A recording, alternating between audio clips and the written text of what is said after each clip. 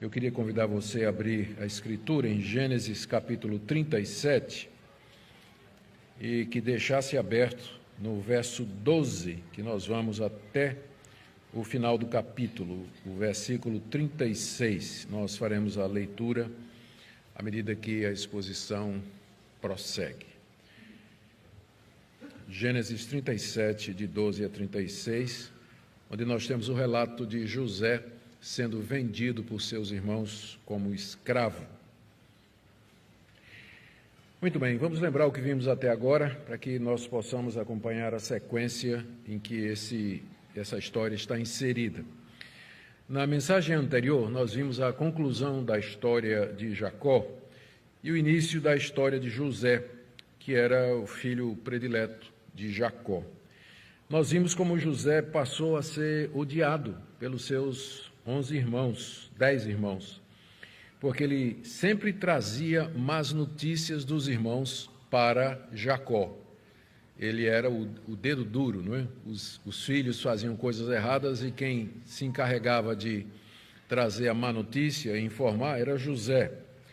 Além disso, Jacó não escondia sua preferência por José, inclusive fez uma túnica comprida para ele, que o distinguia dos seus irmãos.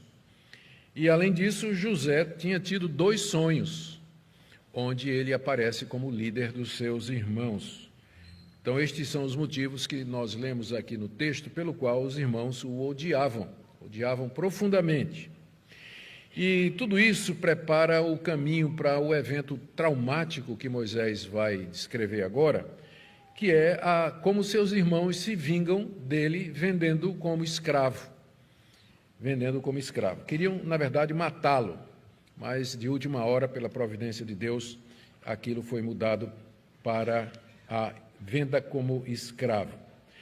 O objetivo de Moisés, com o relato dessa história que nós temos aqui, é explicar como é que os israelitas chegaram no Egito. Vocês lembram que quando Moisés está contando essa história, está pregando isso, escrevendo isso, muitos anos já haviam se passado desses eventos aqui. Era uma geração nova dos filhos de Jacó, que não tinham vivido esses momentos aqui. E eles estavam prestes a entrar na Terra Prometida. Fazia 40 anos que eles tinham saído do Egito, pelo menos seus pais, onde durante 400 anos tinham trabalhado como escravos ali. Então, era importante, antes deles entrarem na Terra Prometida, que eles soubessem 2 coisas.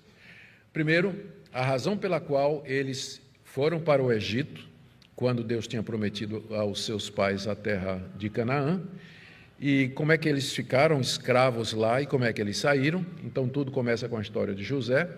E também é preciso explicar o aparecimento de 2 tribos que não estão na relação dos filhos de Jacó, que são Efraim e Manassés. Eles são filhos de José.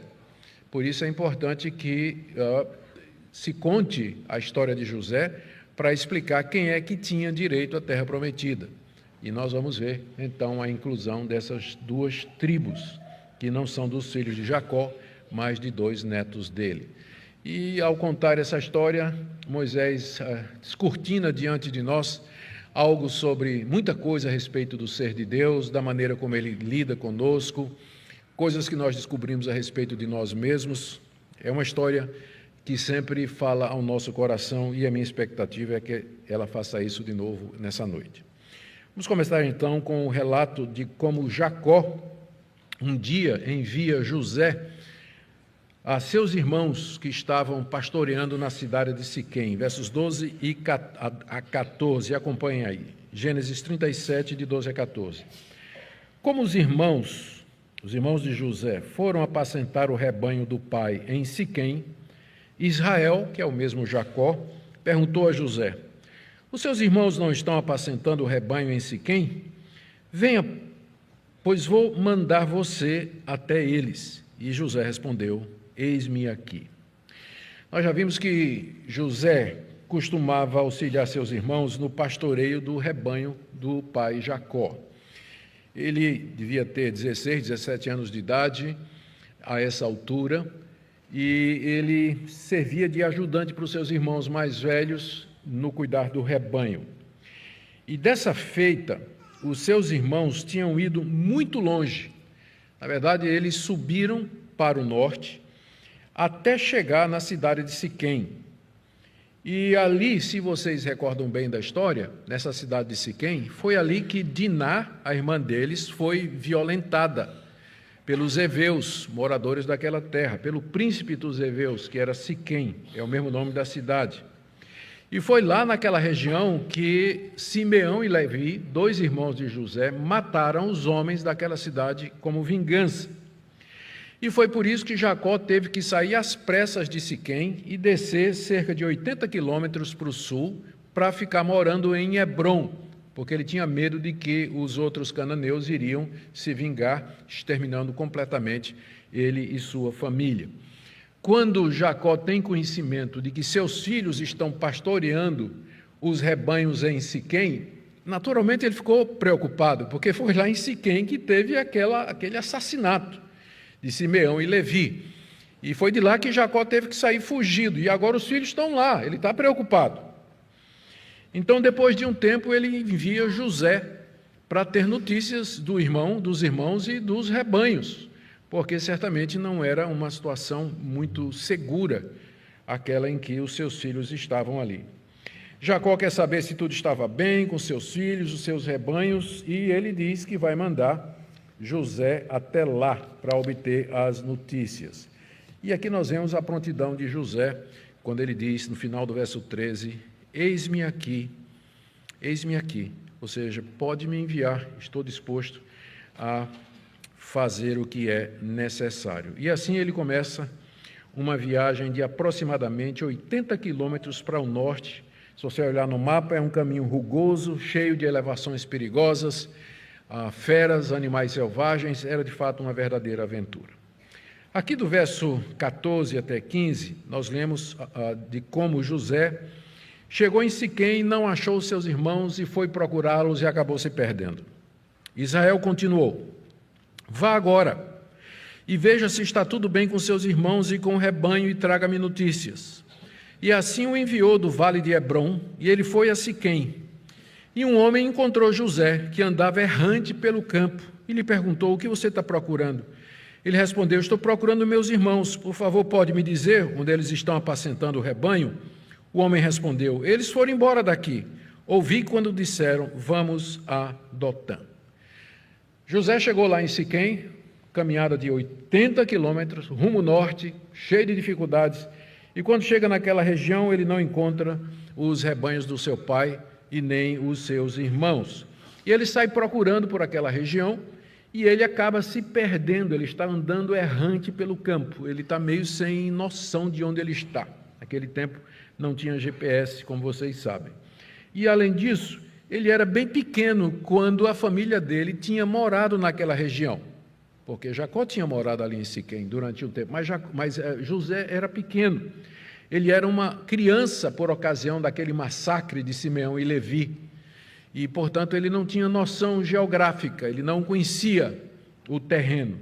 E começa a andar errante pela região e acaba sendo encontrado por um morador local, que viu aquele moço com aquela túnica distinta, andando pelo campo, né, meio que perdido, e o rapaz esse morador se chega e pergunta, né, o que é que ele estava procurando. E aí ele recebe a informação de que os seus irmãos tinham saído para a cidade de Dotã.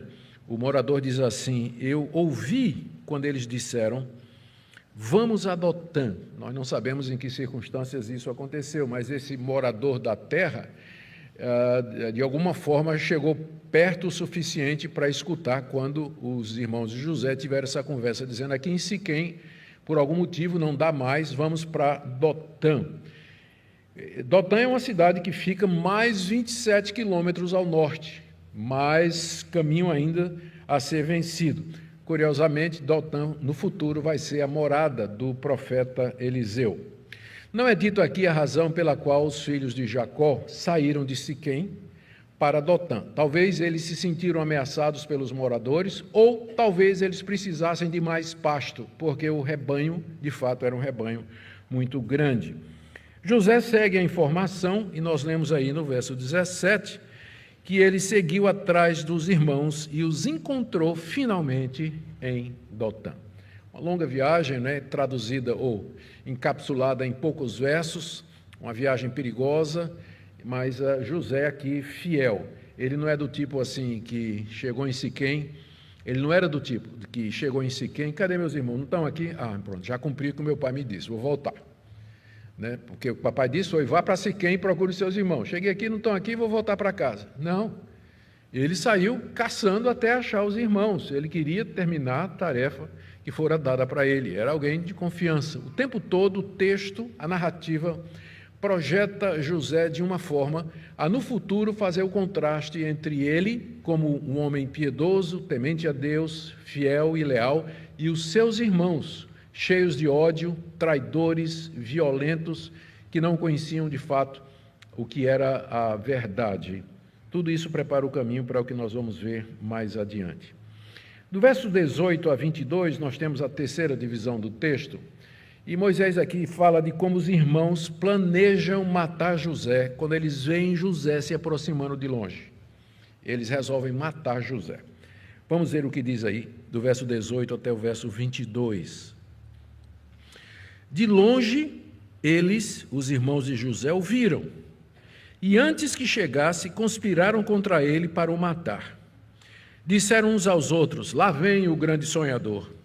Venham, pois, agora, vamos matá-lo e jogar o corpo numa dessas cisternas. Nós diremos que um animal selvagem o devorou. Vejamos em que vão dar os sonhos dele. Mas Rúben era o mais velho, ouvindo isso, livrou-o das mãos deles e disse, não lhe tiremos a vida. E Rúben disse mais, não derramem sangue, joguem o rapaz naquela cisterna que está no deserto e não lhe façam mal. E Rúben disse isso para livrar José deles, a fim de levá-lo de volta para o pai. Aqui nessa passagem, nós temos primeiro o relato da conspiração dos irmãos para tirar a vida de José. Eles o avistaram de longe. Essa era mais uma das desvantagens daquela túnica que Jacó tinha feito para ele, porque ele era visível de longe. Ele não podia nem se esconder no mato ou na multidão, porque era plenamente visível. Os irmãos viram de longe e reconheceram aquela. Só tem alguém que tem uma roupa igual àquela. Aquele é José. Ele está chegando aqui. Na certa, papai mandou. E nós agora vamos fazer alguma coisa com ele, não é? Eles começam a zombar. Primeiro veio a zombaria. Zombaram dele uns com os outros, dizendo, lá vem o sonhador, no hebraico, literalmente, o mestre dos sonhos, aquele senhor dos sonhos, lá vem ele, que tem sonhos e interpreta. Então, começaram a zombar dele, mostrando que o ódio que eles tinham de José era particularmente por conta desses sonhos aí. E diz aí o texto, no verso 18, que eles começaram a fazer planos para matar José. José estava longe ainda, começaram a zombar, e aí, de repente, aquela zombaria acirra o ódio deles pelo irmão, e aí ninguém sabe aqui quem propôs, teve a ideia de dizer assim, vamos aproveitar para matá-lo, A ocasião era propícia, porque eles estavam bem longe de casa, e era o local perfeito para que isso acontecesse. E a causa dos planos de morte eram exatamente os sonhos. Primeiro no verso 19, eles dizem assim, lá vem o grande sonhador, né, o mestre dos sonhos. E aí no final do verso 20 diz assim, vejamos em que vão dar os sonhos dele. Ou seja, eles estão aqui desafiando abertamente a Deus, que, através dos sonhos, tinha dito que José um dia seria o líder da sua família. Agora eles dizem, vamos matá-lo e jogar o corpo dele numa cisterna, e aí vamos ver em que é que o sonho dele vai dar. Então, não é só contra José que eles estão se levantando, mas estão se levantando contra a revelação que Deus havia dado a respeito do que haveria de acontecer em termos de sucessão patriarcal na família de Jacó. Os dois sonhos, ambos deixaram seus irmãos com muito ódio, que era o sonho dos feixes e o sonho dos astros, porque ambos sugeriam que José um dia seria o líder deles. E eles fazem planos, e os planos são esses aqui. Está aí do verso 20 até o verso 20 traz os planos que eles fizeram. Primeiro, eles disseram, vamos matá-lo. E é interessante porque essa é a segunda vez na Bíblia que nós encontramos um irmão matando o outro.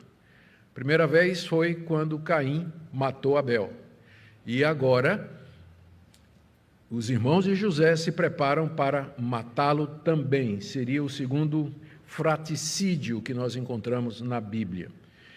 E aqui, os irmãos de José se comportam como Caim, a descendência da serpente. Caim que matou seu irmão. E é interessante que esse plano de matar José aconteceu no mesmo lugar onde, poucos anos antes, Simeão e Levi tinham matado os moradores daquela região. Então, não seria a primeira vez que os irmãos de José derramariam sangue. Eles já tinham provado o que era matar pessoas. E agora chegou a vez deles matarem o irmão deles. Então, o plano deles primeiro era esse, matar José, como Caim tinha feito com Abel, como Simeão e Levi tinham feito com os homens daquela região. Segunda parte do plano era, porque sempre tem um problema do corpo, né? Quando se planeja matar alguém. Então, a solução que eles encontraram seria jogar o corpo de José numa das cisternas vazias do lugar. Cisterna aqui era um poço seco, mas fundo o suficiente para esconder o corpo de um homem. E havia vários ali na região. Eles se referiram a um particularmente, aí no verso 22, Rubem vai falar de uma cisterna que está no deserto, mais difícil ainda de encontrar, mais difícil. Então havia poços secos nas pastagens e havia aqueles que estavam mais no deserto, onde então o corpo de José teria mais dificuldade em ser descoberto. Terceira parte do plano era inventar uma história para o desaparecimento do rapaz quando ele chegasse em casa e o pai dissesse, eu mandei o José atrás de vocês, eu sei que ele encontrou vocês, então cadê José? Eles resolveram inventar a história de que José teria sido devorado por um animal selvagem, uma história bastante plausível, porque naquela região havia ursos, leões e lobos, e morte de ataque de animais era muito comum naquela época. Então, era uma explicação bastante plausível. Eles planejaram isso. E, em quarto lugar, eles disseram que, dessa forma, eles impediriam que os sonhos de José viessem a se realizar. Aqui você vê o homem tramando para impedir a vontade revelada de Deus, fazendo planos e desafiando. Vamos ver em que é que os sonhos dele vão dar. Vamos ver se vai acontecer mesmo assim, como ele disse que Deus mostrou para ele. Mas, pela providência de Deus, lemos aí de 21 a 22, Rubem, o mais velho, tenta livrar José da morte. Quando ele percebe que os irmãos estavam decididos a seguir o plano, ele então aparece no cenário pedindo que não tirassem a vida de José, que não derramassem seu sangue. Está aí no verso 21. Rubem, ouvindo isso, livrou das mãos dele, dizendo, não lhe tiremos a vida. E verso 22, não derramem sangue. Talvez Rubem se lembrasse da história de Caim e Abel. E nessa história, se vocês se recordam, quando Deus sai atrás de Caim, ele diz, o que é que você fez? Pois o sangue do seu irmão está clamando da terra até os céus, pedindo vingança. Talvez Rubem lembrava dessa história, porque lembra, nós estamos falando aqui da família de Jacó, dos semitas, dos descendentes de Sete, a linhagem santa, que guardava a tradição da história do Gênesis, da história de Noé, de tudo que veio depois. Tudo estava na família. Jacó com certeza conhecia tudo isso que ele tinha aprendido de Isaac, aprendido de Abraão e passado também para os seus filhos. Quem sabe isso falou à consciência de Rubem. E ele se sente responsável para não derramar o sangue de seu irmão José. E propõe uma alternativa no verso 22. Tendo em mente, ele tinha esse propósito não declarado de que ele viria de alguma forma depois tirar José do poço. A proposta dele aos seus irmãos, no verso 22, era jogá-lo vivo numa cisterna que estava no deserto. E com isso eles não derramariam sangue, nem poriam a mão em cima do irmão para matar, e serviria para mostrar a José quem é que estava no controle. Cadê, José, os seus sonhos? Está aí você, no fundo do poço. Então, Rubem sugere um castigo. Vamos jogá-lo vivo lá na cisterna e deixa ele ficar lá uma semana mais ou menos. Aí ele vai sentir, aí ele vai ver que ele realmente não é nada, que quem manda aqui somos nós. Esse era o plano de Rubem, que Rubem propôs. Só que no coração, o interesse de Rubem era em algum momento ele vir livrar José do poço, e diz o texto aí, e levar o irmão para casa. Veja o final do verso 22. Rubem disse isso para o livrar deles, a fim de levá-lo de volta ao pai. Essa expressão, levá-lo de volta ao pai, sugere que talvez Rubem tenha visto ali uma oportunidade de ganhar de volta o favor do pai que ele tinha perdido quando se deitou com uma das mulheres do seu pai, e o pai tirou dele a primogenitura. Quem sabe agora, levando de volta o filho preferido, salvando dos irmãos, ele ganha de volta a primogenitura, o primeiro lugar, e o favor do seu pai. E aí, vemos do verso 23 a 28 que as coisas não aconteceram exatamente como Rubem queria. Vamos ler aí, do 23 a 28. Mas logo que José chegou, isso eles estavam conversando, né? José estava chegando de longe.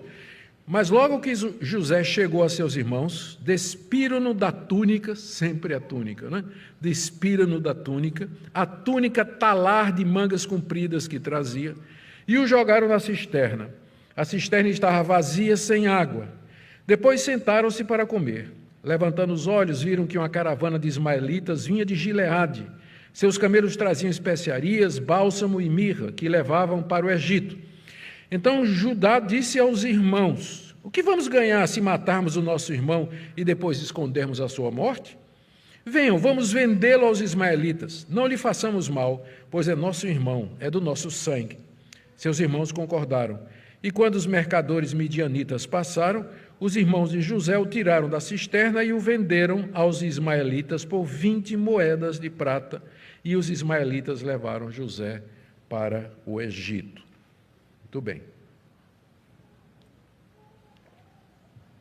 Os irmãos arrancaram a túnica especial, porque ela era objeto do ódio dos irmãos, porque era o símbolo da preferência do pai. Aquela túnica era usada pelos filhos de reis, e com isso mostrava que Jacó tinha feito uma escolha, José seria o seu herdeiro. A túnica indicava que ele era o predileto do seu pai, e a túnica havia se tornado objeto de inveja e de ódio dos seus irmãos. Por isso que o texto começa dizendo que quando José chega, a primeira coisa que os irmãos fazem é cercá-lo e arrancar a túnica dele. Arrancar a túnica dele, que era símbolo de tudo isso que nós acabamos de dizer. Em seguida, seus irmãos o jogam numa cisterna vazia, sem água, aparentemente com a intenção de deixá-lo morrer ali, porque o plano de Rubem era só dar um castigo nele, um susto em José. Mas, aparentemente, a intenção dos seus irmãos era deixar que ele morresse ali naquela cisterna. E lá no poço, jogado pelos seus irmãos, José, em profunda angústia, pedia que seus irmãos o tirassem de lá. Isso não está aqui, mas está em Gênesis 42, 21, quando os irmãos, muito tempo depois, agora já no Egito, falando entre si, dizem um ao outro, Gênesis 42, 21, estamos sendo castigados por causa de nosso irmão, pois vimos a angústia de sua alma quando nos pedia e não lhe demos ouvido. Por isso nos sobrevém agora essa ansiedade. Aqui nós lemos por esse texto de que José, quando foi jogado no fundo do poço, ele, em angústia, começou a clamar aos seus irmãos: por favor, o que é que eu fiz? Me tirem daqui, não me deixem morrer aqui. Em angústia de alma, José estava clamando a seus irmãos para que fosse libertado daquela situação. Os seus irmãos não lhe deram ouvidos. Na verdade, diz o texto aí, que eles se sentaram para comer. Eu fico imaginando, né? Eles sentados ao redor do poço, comendo e ouvindo os gritos do irmão, fazendo de conta que estava nem aí, não é? O coitado do Zezinho gritando lá do fundo do poço, em angústia profunda, e os irmãos não estavam nem aí, totalmente insensíveis É a isso que o ódio nos torna, insensíveis para com o sofrimento dos outros e a necessidade dos outros. Eles sentaram-se para comer, e foi talvez a essa altura que Rubem se retirou, e a gente não sabe por quê.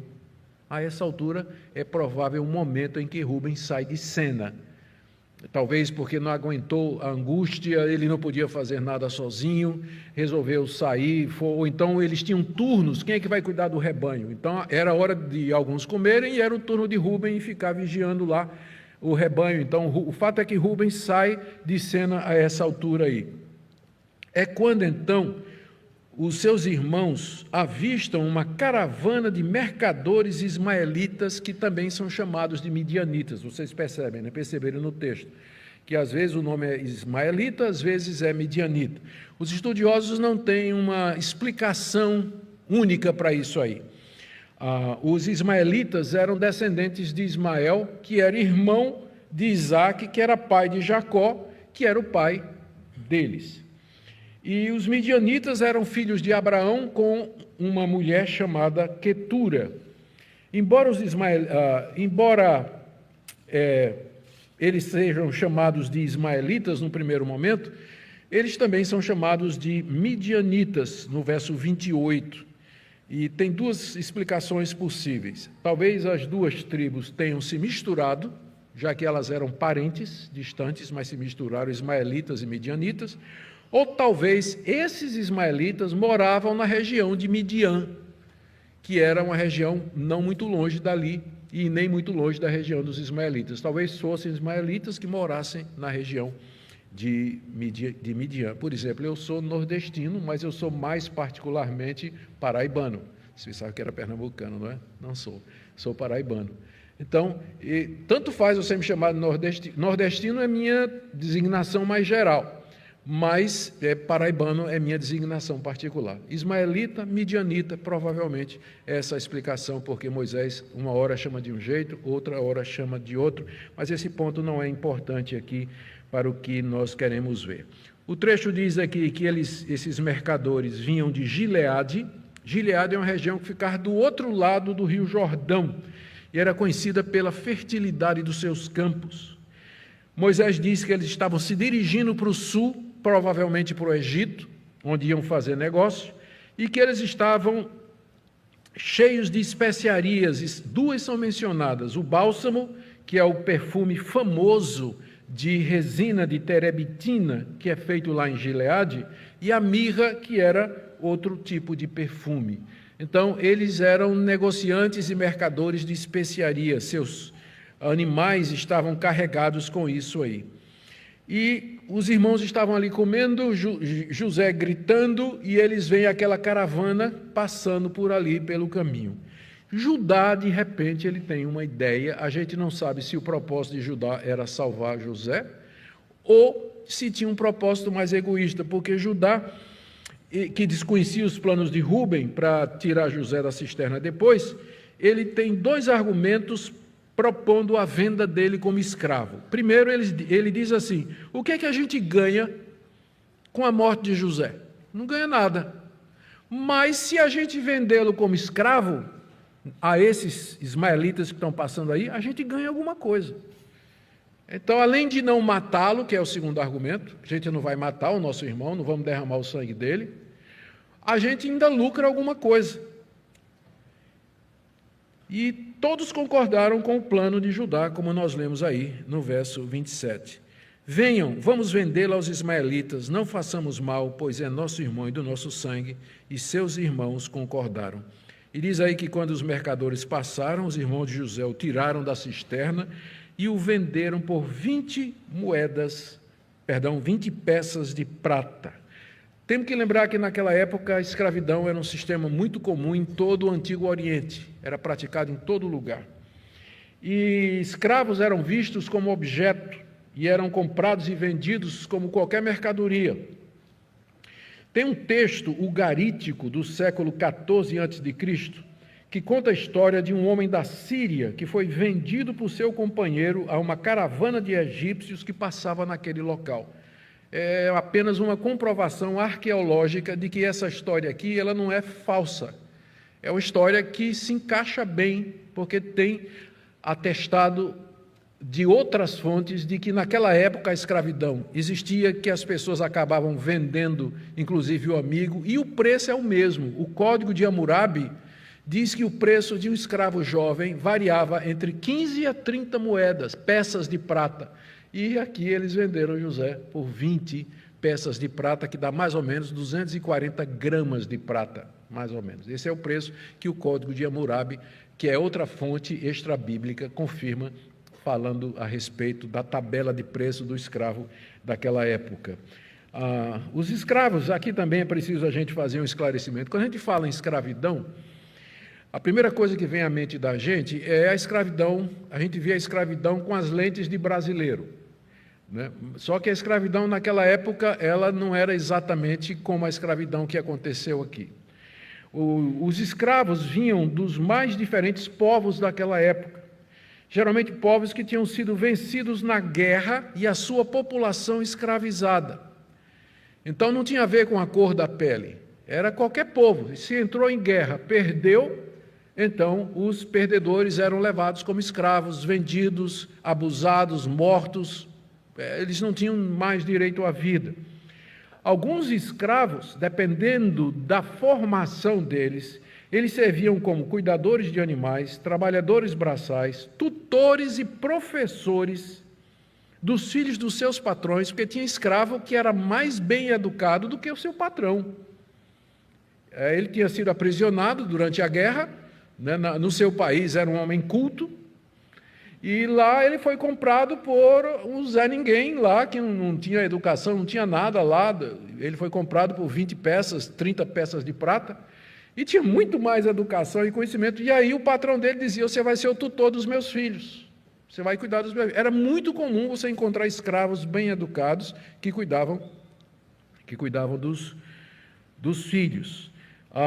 Eles também se tornavam eunucos, cuidadores de harém e diversas outras atividades bem diferentes da escravidão que nós conhecemos aqui no Brasil e que tinha a ver com o trabalho braçal nas plantações de cana e depois nas plantações de café. Então, os irmãos de José o venderam por 20 peças de prata, que era o preço convencional, e diz aí o verso 28 que os ismaelitas levam José consigo até o Egito. Parte final da nossa história, os irmãos mentem para o pai sobre o desaparecimento do seu irmão, verso 29 a 36. Quando Rúben voltou à cisterna, eis que José não estava nela. Por isso que eu disse que, numa certa altura, ele tinha saído.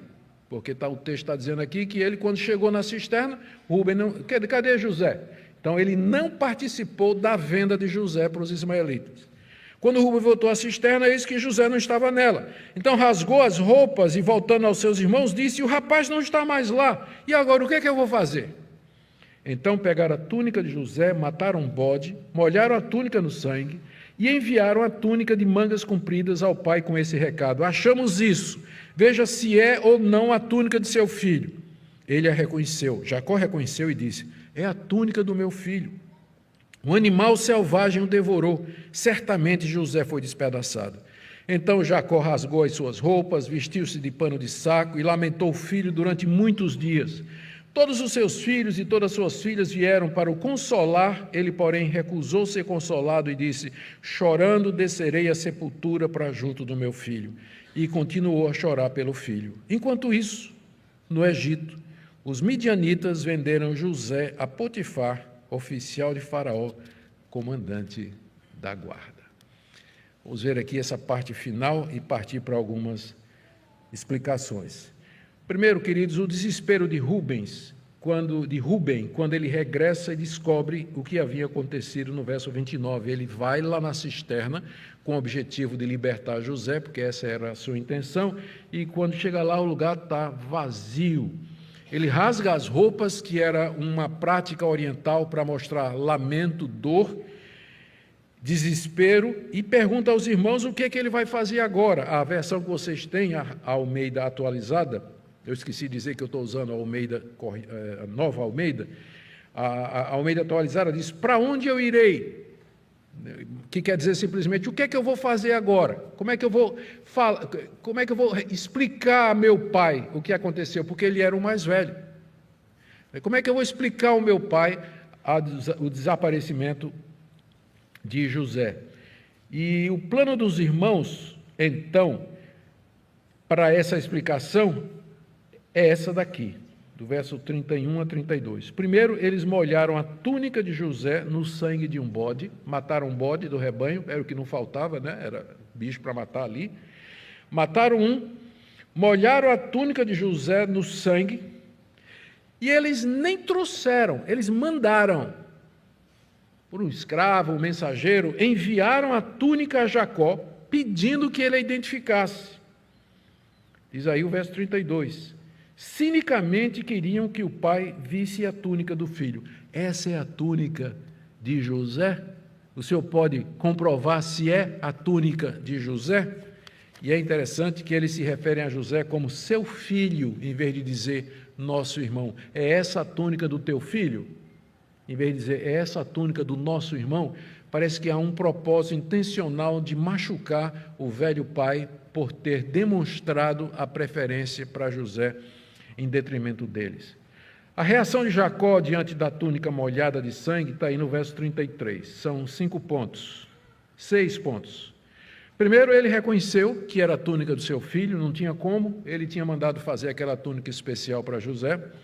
Segundo, ele conclui que ele havia sido despedaçado e devorado por um animal selvagem. Essa, inclusive, foi a explicação sugerida pelos seus filhos. Terceiro, ele rasga as roupas em sinal de luto, dor e sofrimento e se veste de pano de saco, que eu já disse é uma expressão oriental de luto e dor. Quarto, ele lamentou o filho por muitos dias, geralmente a lamentação durava uma semana por um parente que morria e em raras exceções um mês, mas aqui diz que ele lamentou por muitos dias. Quinto, não aceitou ser consolado pelos filhos e filhas que vieram consolá-lo, verso 35. E eu fico pensando aqui nos irmãos que regressaram do campo e que hipocritamente tentam consolar o pai porque eles sabiam o que é que tinha acontecido. Vocês vejam até onde vai a hipocrisia, não é? Diz aqui o texto que eles vieram consolar o pai. E eles tinham matado José. Eles é que inventaram a questão da túnica manchada de sangue. E agora eles vêm, quando o pai está de luto, está chorando, eles vêm, a maior cara de pau, consolar o pai de um crime que eles mesmos haviam cometido. E, em sexto lugar, Jacó toma a decisão de chorar a morte de José até ir para a sepultura, no verso 35. Ou seja, o velho Jacó sentiu profundamente a perda do seu filho. Último versículo 36, José chega ao Egito como escravo. Enquanto isso, no Egito, os midianitas venderam José a Potifar, oficial de Faraó, comandante da guarda. É interessante que, se você olhar no mapa esses movimentos aqui, ele foi vendido lá em Dotã. E os ismaelitas estavam descendo para o Egito. E no caminho de Dotã para o norte do Egito, você tem que passar por Hebrom. Hebrom onde estava Jacó. Então imagina José passando e reconhecendo, né, a casa dele, a terra onde ele morava, e ele talvez gritando, né? Talvez alguém o escutasse, mas descendo cada vez mais, passando inclusive pela casa do seu pai, levado como escravo. Finalmente eles chegaram ao Egito, onde um dia Abraão e Isaac tinham morado por um tempo. O Egito naquela época era uma das maiores potências. E ali José é comprado como escravo por Potifar. Potifar era oficial de Faraó, lembrando que Faraó é o título e não o nome pessoal. E diz aqui o texto que Potifar era comandante da guarda do palácio de Faraó. Lembrando também que a escravidão era muito normal no Egito, bem como em qualquer país daquela época. Gente, o que é que Moisés queria ensinar aos israelitas com essa história? Eu já adiantei alguma coisa. Primeiro, como os antepassados deles foram parar no Egito e ali viveram como escravos por 400 anos. Tudo começa com José sendo vendido lá no Egito a Potifar. Segundo, de onde vêm as tribos de Manassés e de Efraim, já que não eram filhos de Jacó? Esse propósito. Mas eu creio que Moisés tem um propósito aqui também, que era mostrar a providência de Deus em guiar todas as coisas para a realização dos seus planos. Vocês perceberam que o nome de Deus não aparece nenhuma vez? O nome de Deus não aparece nenhuma vez nessa passagem. Entretanto, ela está cheia de Deus, não está? Algumas coincidências que revelam a mão providente, invisível e poderosa de Deus. Primeiro, aquele morador que ouviu os irmãos dizer: vamos para Dotã. Né? Lembra? O morador disse: olha, eu vi eles falar que iam para Dotã. Será que aquilo foi um acaso? A preocupação de Rúben e de Judá de não matar José contra o desejo do restante dos seus irmãos. De onde veio isso? Já que o texto sempre diz que todos o odiavam profundamente. Uma cisterna ali próxima que poderia ser usada. Uma caravana de ismaelitas que vai passando no exato momento que eles estão ali sentados comendo à beira do poço. E ironia das ironias, um dia o velho Jacó tinha matado um bode e usado as roupas do seu irmão Esaú para enganar seu pai Isaque. E agora seus filhos matam um bode e usam as roupas de José para enganá-lo. Vocês acham que isso aqui é uma mera coincidência? É ironia divina. É Deus fazendo o pecador sentir o peso do seu pecado na medida justa. Da mesma forma como Jacó, usando as peles de um bode, sangue de um bode, roupa de Esaú, enganou o pai para obter a primogenitura, agora ele é enganado pelos filhos que usam sangue de um bode e a roupa do seu filho.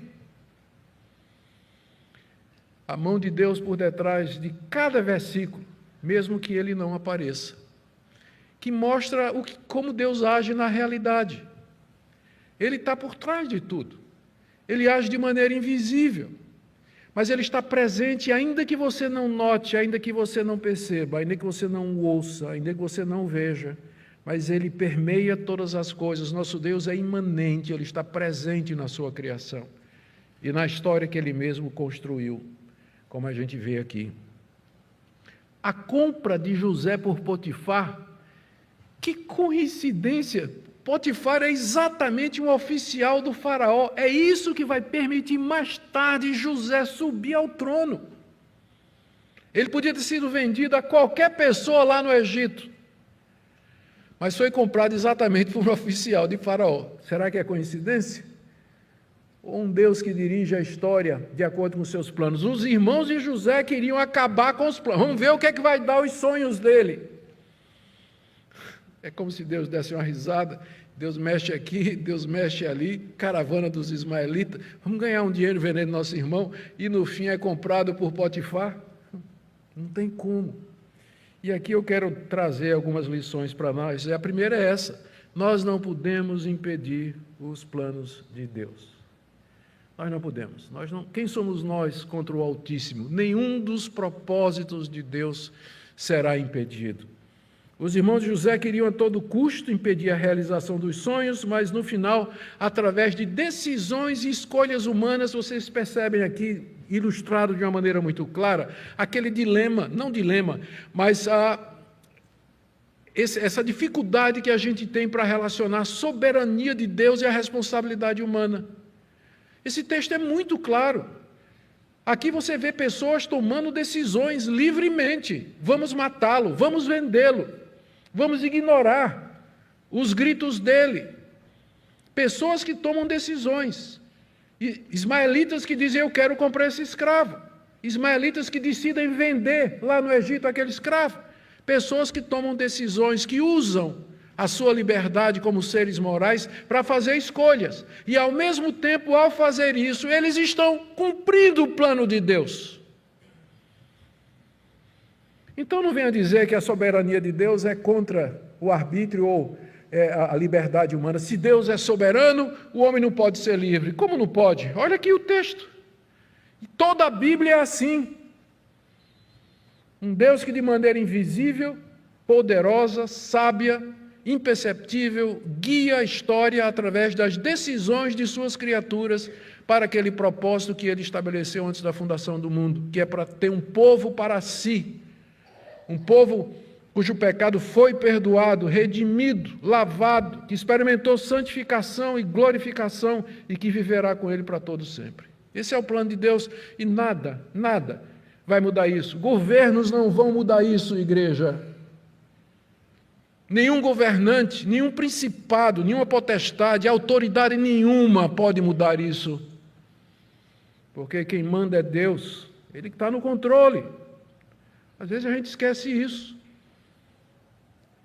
Mas nós não podemos esquecer isso. Segunda coisa que eu queria trazer como lição pessoal para nós é que esse texto, ele ilustra bem o que a Bíblia mostra desde o começo, que é a corrupção da nossa natureza.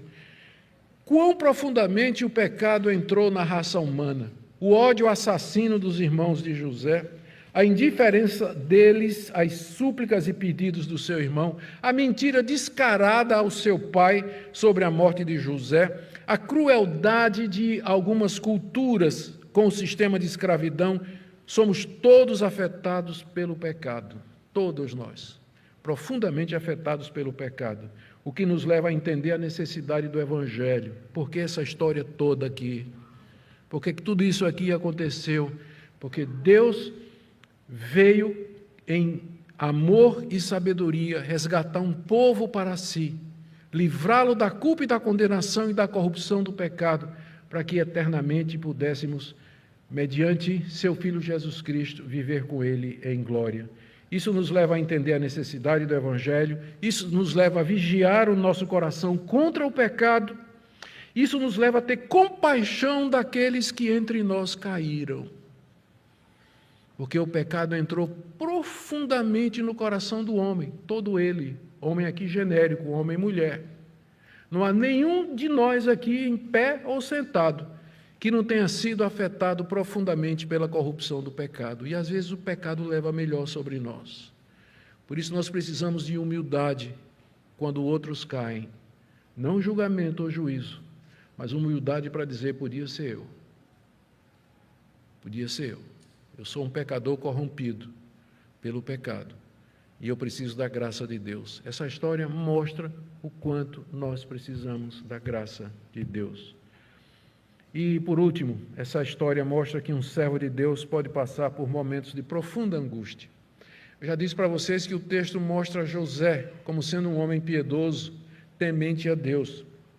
Contudo, ele sofre a traição dos seus irmãos, experimenta o ódio dos seus familiares, mesmo sendo servo do Senhor, o que mostra que, por vezes, crentes verdadeiros passam por situações cruéis e difíceis. O texto termina com José como escravo lá no Egito, depois de ter passado um tempo no fundo do poço. Às vezes acontece isso com o crente, ele é jogado no fundo do poço, ou ele se vê escravo de determinadas situações.